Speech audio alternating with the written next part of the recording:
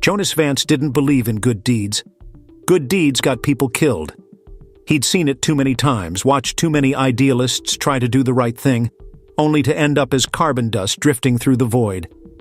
And yet, here he was, standing in the middle of a slave auction on Xerxes IV, considering doing something mind-numbingly stupid. The place smelled like burnt metal and spilled Orish grog, the kind of drink that could strip paint off a hull and give a person memories of crimes they hadn't even committed. The auction stage was barely holding itself together, a rusted platform hovering a few feet above the ground, its gravity stabilizers flickering like a dying star. A mix of criminals, corporate lackeys, and back-alley opportunists crowded the marketplace, eager to throw their credits at whatever desperate souls were being sold off today. And in the middle of it all, her. Jonas had seen plenty of alien species before, some beautiful, some terrifying, most somewhere in between. But Sarah was something else entirely. Tall, silver-skinned, her body lined with faint, pulsing bioluminescent markings that shifted in rhythm with her heartbeat. But it was her eyes that held him, glowing violet, sharp and unreadable, like she was already planning the escape that no one else could see. The auctioneer, a bug-eyed Zarnexian with a voice like a broken transmission, spread his forearms wide. Lot 37, a rare specimen of the Cathari race. Who will start the bidding at 5,000 credits? The crowd murmured. The Cathari were a myth, a species that had supposedly been wiped out centuries ago. If this was real, the buyer wouldn't just own a slave, they'd own a piece of history. Jonas didn't care about history. But something in the way Sarah held herself, defiant, waiting, made his fingers twitch toward his holopad. He knew that look. That was the look of someone who had a plan. And whatever that plan was, Jonas was pretty sure it didn't involve being sold to the highest bidder. Before he could talk himself out of it, his hand shot up. 5,000. A hush fell over the crowd. Then, 6,000. A deep, mechanical voice growled. Jonas turned. Of course. Drek Molvar. The crime boss stood at the edge of the auction, arms folded, his massive frame wrapped in armor that looked like it had been welded directly to his skin. His lower jaw, a gleaming cybernetic implant, clicked as he smiled. "Don't waste your money, Vance. That one belongs to me." Jonas gave him a lazy shrug. "Didn't see your name on her." Molvar's cybernetic jaw twitched. 9,000. The Zarnexian auctioneer's antennae perked up. Ah, a bidding war. Most excellent. Jonas hesitated. 9,000 was insane for a single person. Hell, he wasn't sure he had 9,000 credits. But something in Sarah's face, amused, almost daring, made his mouth move before his brain caught up. 10. Molvar's fingers twitched toward the heavy blaster on his belt. The auctioneer practically vibrated with joy. "Sold!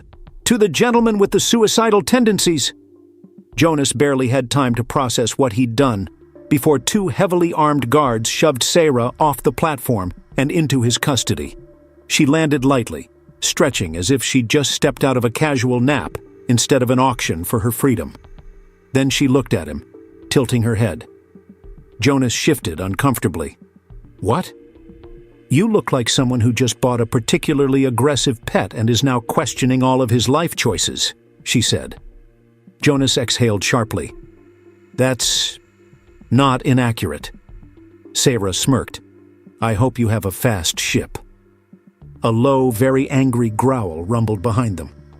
Jonas sighed. "And I assume that's why." Sarah just grinned. By the time Jonas shoved Sarah into the rust bucket, Molvar's thugs were already shooting at them. The docking bay was in chaos, workers diving for cover, crates of illegal tech exploding as stray shots hit them. Jonas yanked Sarah toward the cockpit. "Hope you're good at holding on because this takeoff's gonna be rough." Sarah arched an eyebrow. "That sounds promising. I could just leave you here." "I'm sure Molvar would love that." Jonas scowled. "Yeah, well, I already paid for you. So let's go." The rust bucket lived up to its name. Half the control panel was held together with duct tape and wishful thinking, but Jonas knew how to push it to its limits. The moment they hit the pilot's seats, he slammed his fist against the hyperdrive ignition. Nothing happened. Sarah peered at the flickering dashboard. "I assume this isn't part of the plan." Jonas gritted his teeth, jamming the controls again. "Come on, you stupid." The ship's AI, a snarky pre-owned model named Rex, chimed in. "Captain, if you wanted to leave dramatically, you should have done routine maintenance sometime this decade." Jonas groaned. "Not now, Rex." "Oh, I'm sorry. Did you want a working ship? Because what you have is a barely functional dumpster fire." Sarah, to his utter disbelief, started laughing. Jonas shot her a glare. "Glad you're enjoying yourself." She grinned. "It's just... This is the man who rescued me? The great Jonas Vance? I was expecting a daring rogue. Instead, I get a guy who argues with his own ship while it's falling apart." A warning alarm blared. Molvar's men were deploying a tractor beam. Jonas swore. Then, without thinking, he grabbed Sarah's hand and shoved it onto the manual override panel. "Here. You said you weren't useless? Prove it." She blinked. Then, with surprising ease, her fingers glowed faintly as they brushed over the controls. The ship hummed. The lights flickered. The hyperdrive groaned. And then, with a violent jolt, the rust bucket blasted into hyperspace, leaving Xerxes 4 behind in a swirl of blue and white. For a long moment, silence. Jonas let out a breath. "Okay, not bad." Sarah leaned back, arms folded. "Not bad? I just saved your life." Jonas smirked. "Yeah, well, you did cost me 10,000 credits." Sarah gave him a slow, knowing smile. "And you, Jonas Vance, have no idea what you just bought." Jonas frowned. "What's that supposed to mean?" Sarah just smirked. "Let's just say, you're in for a surprise." Jonas Vance was a man who had seen a lot of weird things in his time. He'd once watched a three-headed gambler from Epsilon 5 eat an entire deck of plasma cards after losing a bet. He'd witnessed a drunken brawl between a cybernetically enhanced bounty hunter and a sentient toaster. The toaster had won. He'd even smuggled illegal stardust spice through a wormhole that technically shouldn't have existed. But none of that compared to the weirdness currently sitting across from him in the rust bucket's cramped cockpit. Sarah, the alien woman, his alien woman apparently, sat with one leg casually folded over the other, watching him with those unsettling violet eyes. She looked entirely too comfortable for someone who had just been bought and narrowly escaped death.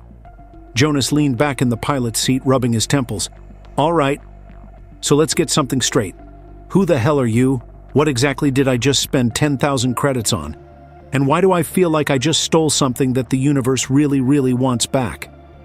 Sarah tilted her head, considering him. "Which question do you want me to answer first?" Jonas scowled. "Dealer's choice." She grinned. "Very well." She unfolded her arms, then slowly, deliberately, held out her hand. Jonas eyed it warily. "You're not gonna zap me, are you?" Sarah smirked. "Not unless you want me to." Hard pass. He hesitated, then reluctantly reached out. The moment their fingers brushed, Jonas's mind exploded. Not literally, but it sure felt like it. 1 second, he was in the cockpit. The next, he was somewhere else. Stars collapsed in on themselves. Planets flickered in and out of existence like candle flames. Structures that defied physics rose and fell in an instant. Jonas wasn't just seeing it, he was feeling it. Information poured into his brain, overwhelming, impossible, alien. It was like trying to drink the entire ocean through a straw. And just when he thought his skull was about to burst, he was back. He stumbled back into his seat, gasping. "The hell was that?" Sarah calmly withdrew her hand. A glimpse. Jonas pressed his palms against his temples. "A glimpse of what? A migraine that thinks it's a black hole?" Sarah chuckled. "A glimpse of what the Cathari once knew." Jonas let out a slow breath, shaking his head. No way. You're messing with me. The Cathari were wiped out centuries ago. They were some super-advanced race that vanished without a trace. The only things left of them are legends and ruins." Sarah smiled, but there was no humor in it. "And yet here I am. Jonas stared at her, trying to process it. You're telling me you're the last one? Sarah nodded. He let out a slow whistle. Well, that explains the price tag. She laughed. If you think 10,000 credits is my true value, you severely underpaid. Jonas sighed, rubbing his face. All right. Say I believe you. Say you really are some kind of living artifact. That still doesn't explain what you just did to my brain. Sarah leaned forward. The Cathari weren't just another alien species, Jonas. We were something more. We discovered secrets about the fabric of reality itself. Knowledge so powerful that it destroyed us. Jonas frowned. Destroyed you how? Sarah's expression darkened. You ever hear the phrase, be careful what you wish for? Jonas snorted. Lady, I fly a ship that runs on prayers and duct tape. Every time I hit the hyperdrive, I'm careful what I wish for. She actually laughed at that. Well, the Cathari weren't careful. We unlocked something we weren't meant to. We thought we could control it. We couldn't. Jonas folded his arms. And now? Sarah met his gaze. Now, that knowledge survives in me. There was a long silence. Jonas exhaled. Right, of course, because my life wasn't complicated enough. Sarah smiled. If it helps, I didn't plan for you to be the one to rescue me. Jonas narrowed his eyes. Oh, that definitely helps. It makes me feel special. Her smile widened. You should. Jonas opened his mouth to retort, but before he could, the rust bucket's proximity alarms screamed to life. Warning. Multiple ships approaching. Jonas swore. Rex, what are we looking at? The ship's AI flickered to life on the main display, looking as smug as an AI possibly could. Good news, it's not Mulvar. Jonas raised an eyebrow. And the bad news? It's worse. Jonas clenched his jaw. Define worse.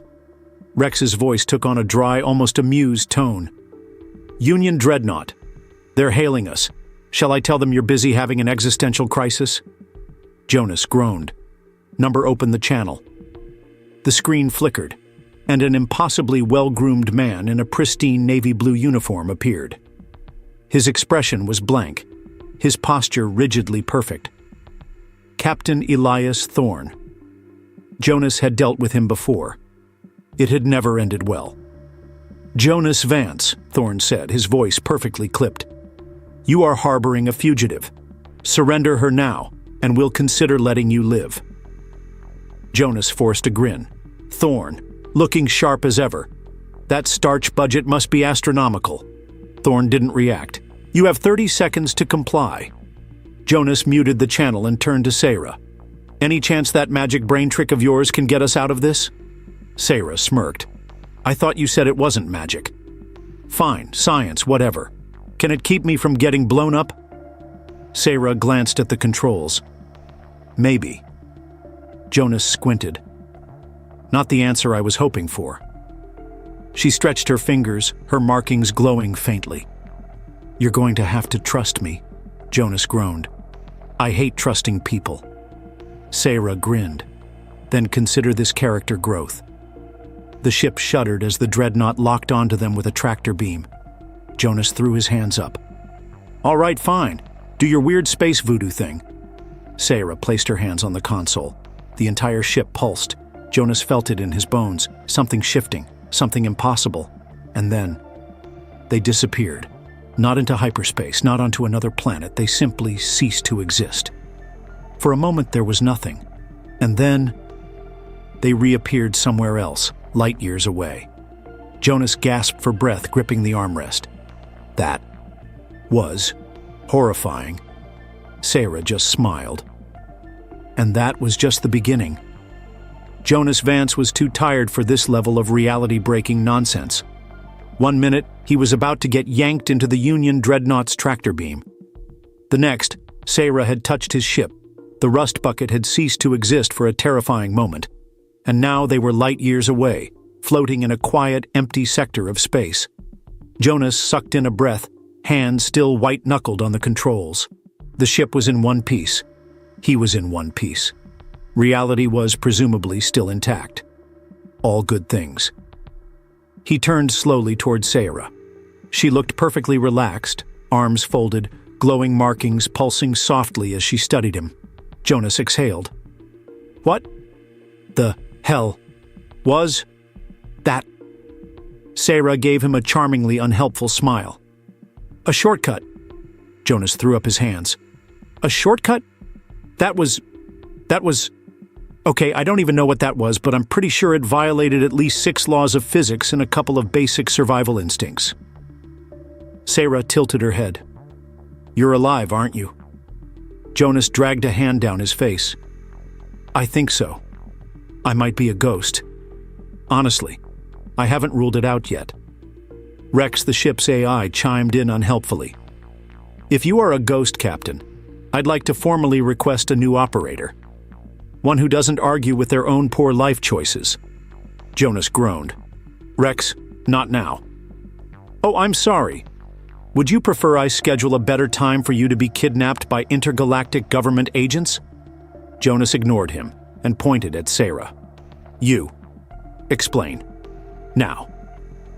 Sarah leaned back against the console, tapping a finger against her chin. Well, imagine the universe is a map. Jonas narrowed his eyes. Go on. Most people move from one place to another the long way, following the lines, obeying the roads. She gave him a sly smile. The Cathari. We figured out how to fold the map. Jonas blinked. You're telling me you folded space around us? That's not how ships work. That's not how anything works. Sarah shrugged. Not for you. Jonas groaned again. You ever stop to think that maybe humans weren't meant to do whatever the hell that was? Sarah smirked. And yet here you are, no worse for wear. Jonas took a deep breath. Okay, fine. You did whatever that was. But you still haven't answered the big question. Sarah arched an eyebrow. Which is? Jonas fixed her with a glare. Why the hell did the Union have a kill-on-sight order for you? Sarah's smirk faded. She hesitated just a fraction too long. Jonas leaned back in his chair. Ah, see, that's interesting. That's the hesitation of someone who knows exactly why, but also knows that the guy asking isn't gonna like the answer. Sarah sighed. It's complicated. Jonas crossed his arms. Uncomplicated. She glanced at the ship's viewport, eyes flickering with something almost like regret. The Union doesn't want me dead, Jonas. Jonas snorted. Right. They just politely pointed very large weapons at us for fun. She turned back to him, and for the first time, her expression was deadly serious. They don't want to kill me, Jonas. They want to erase me. A chill ran down his spine. What's the difference? Sarah's glowing markings pulsed faintly. The Cathari unlocked knowledge that should have been impossible. The Union, the entire galactic order, was built on the idea that some things can't be changed, that there are rules to the universe, and then we came along and proved that wasn't true. Jonas exhaled, and that made them nervous. Sarah nodded. When my people fell, the survivors were erased. Every record, every mention, every artifact. The Union didn't just want us dead, they wanted to make sure no one even remembered we existed. Jonas shook his head. And yet here you are. Sarah gave him a small, knowing smile. Here I am. Jonas tapped his fingers against the dashboard. So what's your big plan? If the whole galaxy wants you gone, what's the next move? Sarah didn't answer immediately. Instead, she reached into a small satchel at her hip and pulled out what looked like a smooth silver disc. Jonas frowned. What is that? She turned it over in her hands. The last fragment of my people's knowledge. The last real piece of the Cathari's legacy. She met his eyes. And I want you to help me unlock it. Jonas barked out a laugh. Oh, no, no, no, no. See, I already did my good deed for the decade. I bought you, got shot at for you, and almost got vaporized by the Union for you. That's enough heroics for one lifetime. Sarah smirked. I'm not asking you to be a hero, Jonas. He raised an eyebrow. Oh? Then what are you asking? Sarah held the disc up between them, her expression unreadable. "I'm asking if you want to know the truth." Jonas stared at the disc. Something about it itched at the back of his mind, like it was familiar, even though he was sure he'd never seen anything like it before. Jonas hated curiosity. Curiosity got people killed. Curiosity got people dragged into things they had no business being involved in. And yet. Jonas sighed. "You're gonna get me killed, aren't you?" Sarah grinned. "Probably." Jonas groaned. "Fine. Show me what's in the damn thing." Sarah placed the disc onto the console. The moment it touched the surface, the entire ship flickered. Jonas felt it again. That same impossible sensation of something rewriting the fabric of reality around him. And then, the disc activated. A holographic map exploded into the air before them. Not just a map of stars, a map of something older, something forgotten. Sarah whispered a single word under her breath. Jonas shivered, because that word wasn't in any human language, but somehow he understood it. Home. Jonas had seen a lot of maps before. Treasure maps, star charts, smuggling routes scrawled onto napkins and seedy bars. But this was something else. The holographic map hovered in the middle of the rust bucket's cockpit, its glowing lines shifting and pulsing like it was alive. It wasn't just displaying a route, it was adapting, its shimmering filaments stretching into shapes that didn't make any damn sense. Whole constellations rewrote themselves before Jonas's eyes, like they were realigning to a pattern only the map understood. And the worst part? Jonas understood it too. Not fully. Not yet. But something deep in his brain, something buried under years of bad decisions and questionable life choices, itched with familiarity. Like the map wasn't just showing him something new, it was reminding him of something lost. He turned to Sarah, who was watching him with an unreadable expression. "You want to explain why my brain suddenly thinks it knows how to read ancient alien secrets?" he asked. Sarah smiled. "Because you're starting to wake up." Jonas groaned. "Oh, fantastic. I love ominous cryptic answers. Those always end well." Sarah gestured to the map. "This isn't just a map, Jonas. It's a key, and right now it's responding to you." Jonas squinted at the flickering symbols. "I didn't touch anything." Sarah's smirk deepened. "You don't have to." That didn't make him feel better. Jonas pointed at a glowing section near the center of the projection. "All right, let's pretend for a second that I'm not completely losing my mind. What the hell am I looking at?" Sarah's violet eyes darkened. "The last remnants of the Cathari homeworld." Jonas felt his stomach drop. He looked back at the map, his fingers instinctively tracing the shifting light patterns. "I thought your people were wiped out." "They were." Sarah's voice was quiet but firm. "But some pieces remained. Hidden. Locked away. The Union tried to erase every trace of us, but they couldn't erase everything. This map shows what's left." Jonas exhaled. "And let me guess. It leads us somewhere dangerous." Sarah grinned. "Oh, incredibly."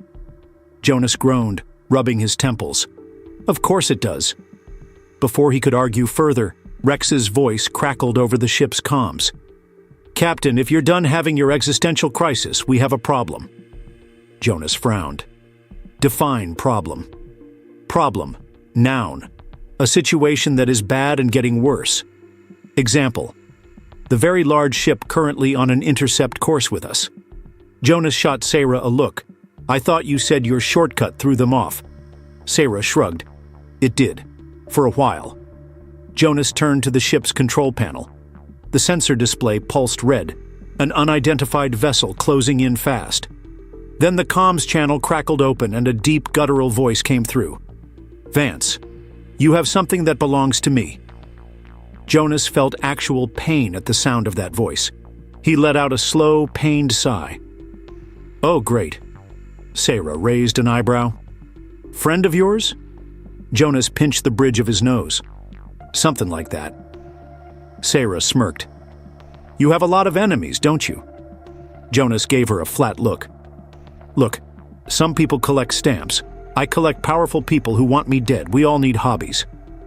The voice on the comms growled again. You can either hand her over or I can pull you out of the sky piece by piece. Jonas tapped the comms panel. Molvar, buddy, you're still mad about the whole stealing your extremely valuable alien prisoner thing, huh? I am going to skin you alive, Vance. Jonas sighed.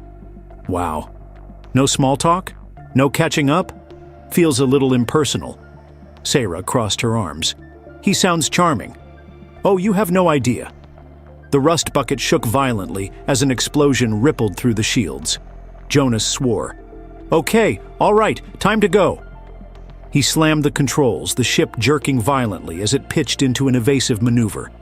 The cockpit lights flickered, the ship's engines roaring in protest.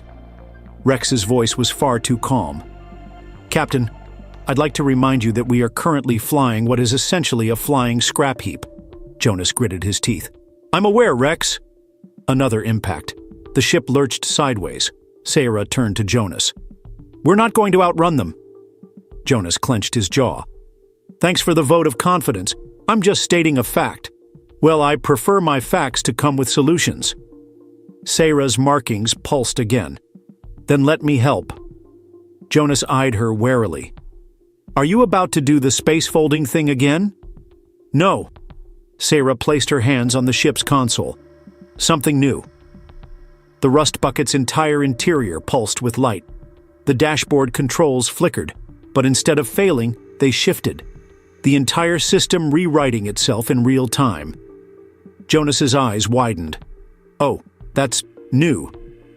Sarah's voice was calm. Trust me. Jonas sucked in a breath. I really hate trusting people. Then the ship jumped. But it wasn't a normal jump. Instead of the usual blinding stretch of hyperspace, the world around them twisted, like the universe had taken a deep breath and exhaled them somewhere else entirely. And just like that, Molvar was gone. Jonas sat back, staring at the now empty space around them. His heart was still hammering. After a long silence, he exhaled. That was horrifying. Sarah grinned. You're getting used to it. Jonas shook his head, running a hand through his hair. I don't know if I'm more terrified that you can do that or that I'm starting to expect it. Sarah's smile softened.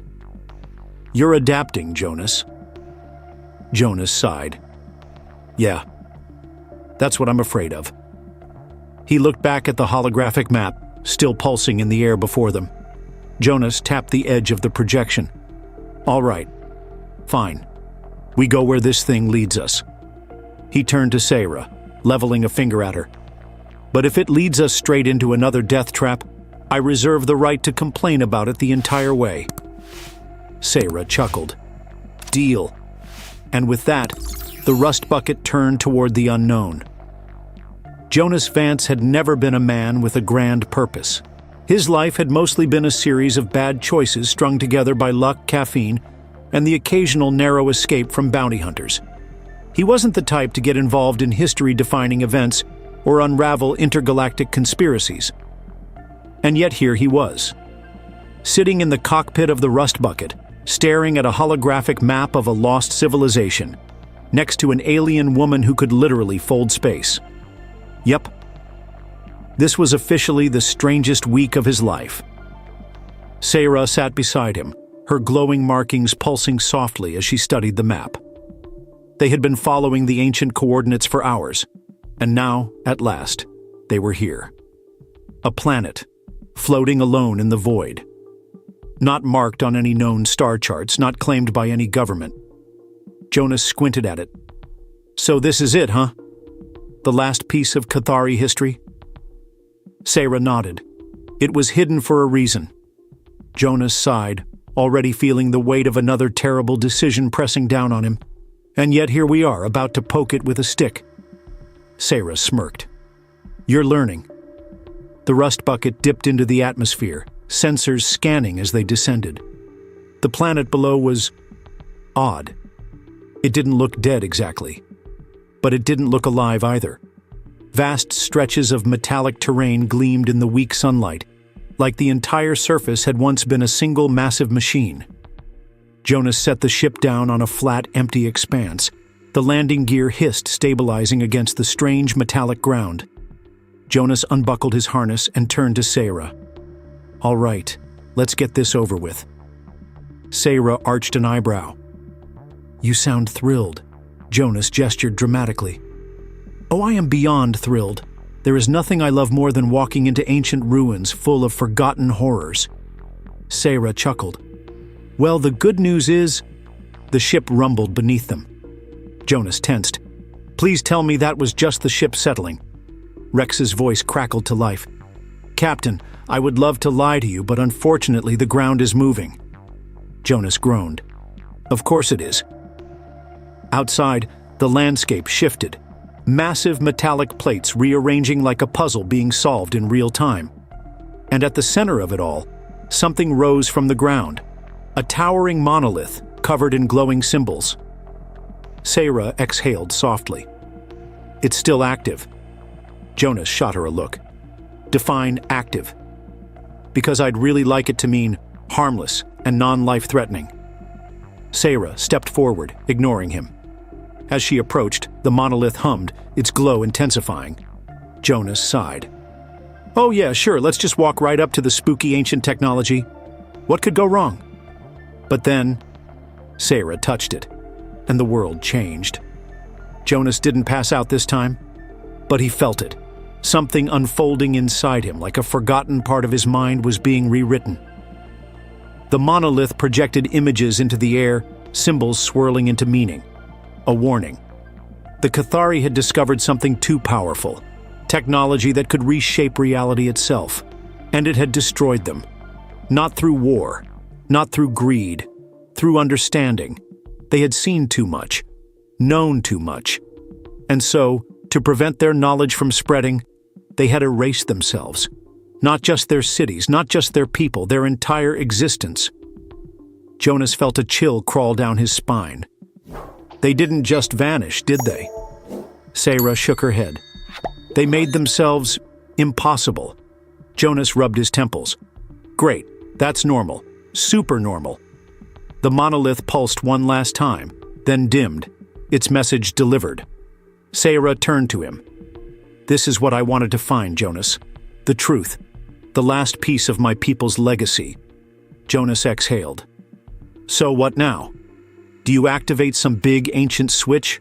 Restart your civilization?" Sarah's markings pulsed faintly. "No." Jonas frowned. "No?" Sarah smiled.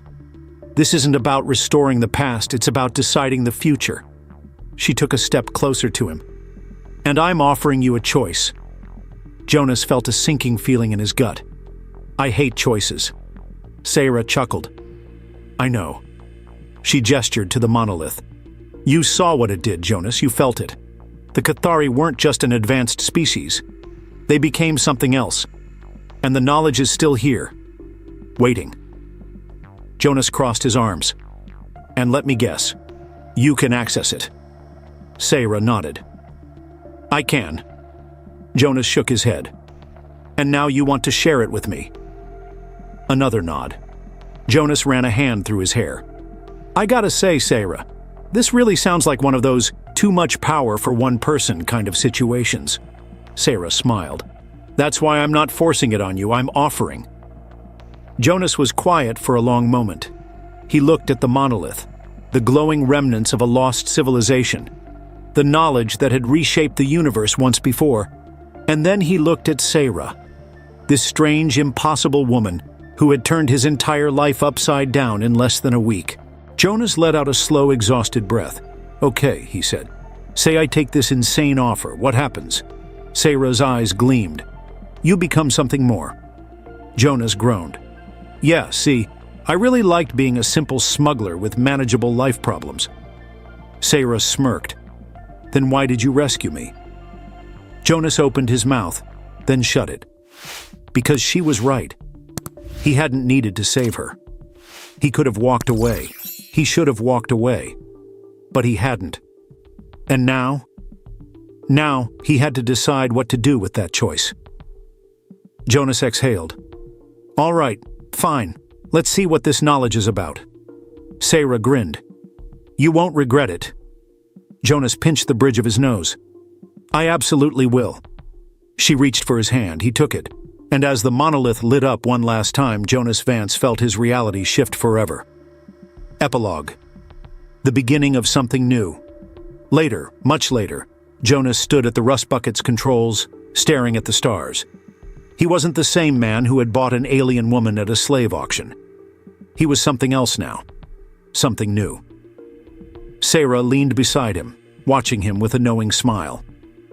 "So," she said. "Where to next?" Jonas smirked. "Wherever the hell we want." And with that, the rust bucket jumped into the unknown.